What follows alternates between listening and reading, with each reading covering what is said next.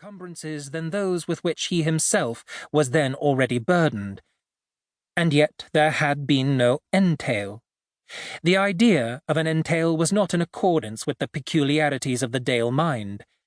It was necessary to the Dale religion that each squire should have the power of wasting the acres of Allington, and that he should abstain from wasting them.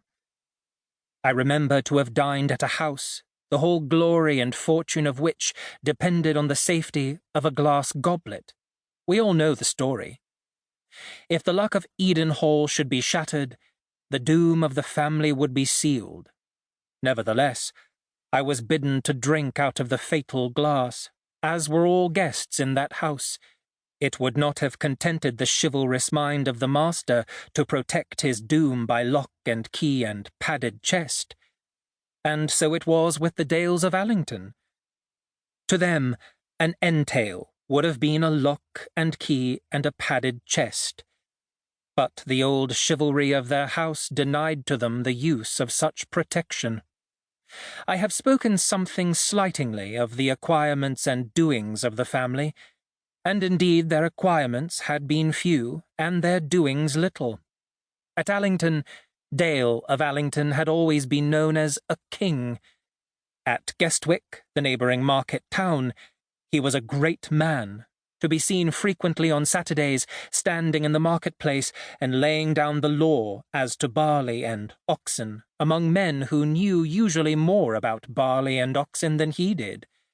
At Hamersham, the assize town, he was generally in some repute, being a constant grand juror for the county and a man who paid his way.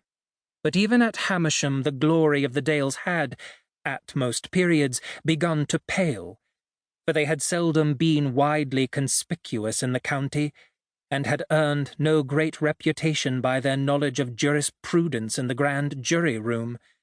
Beyond Hamersham their fame had not spread itself.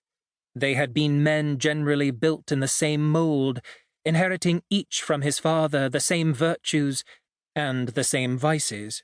Men who would have lived each as his father had lived before him, had not the new ways of the world gradually drawn away with them, by an invisible magnetism, the upcoming Dale of the day.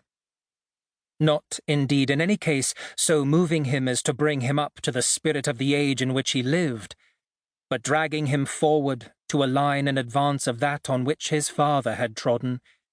They had been obstinate men, believing much in themselves, just according to their ideas of justice, hard to their tenants, but not known to be hard even by the tenants themselves, for the rules followed had ever been the rules on the Allington estate, imperious to their wives and children, but imperious within bounds, so that no Mrs. Dale had fled from her lord's roof, and no loud scandals had existed between father and sons, exacting in their ideas as to money, expecting that they were to receive much and to give little, and yet not thought to be mean, for they paid their way, and gave money in parish charity and in county charity. They had ever been steady supporters of the church, graciously receiving into their parish such new vicars as, from time to time, were sent to them from King's College, Cambridge, to which establishment the gift of the living belonged. But nevertheless, the Dales had ever carried on some unpronounced warfare against the clergyman, so that the intercourse between the lay family and the clerical had seldom been, in all respects, pleasant. Such had been the Dales of Allington, time out of mind, and such in all respects would have been the Christopher Dale of our time, had he not suffered 2 accidents in his youth.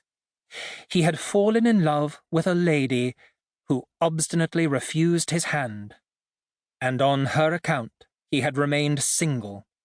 That was his first accident.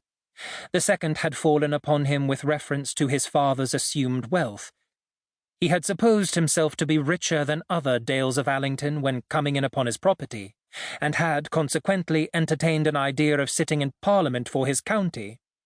In order that he might attain this honour, he had allowed himself to be talked by the men of Hamersham and Guestwick out of his old family politics, and had declared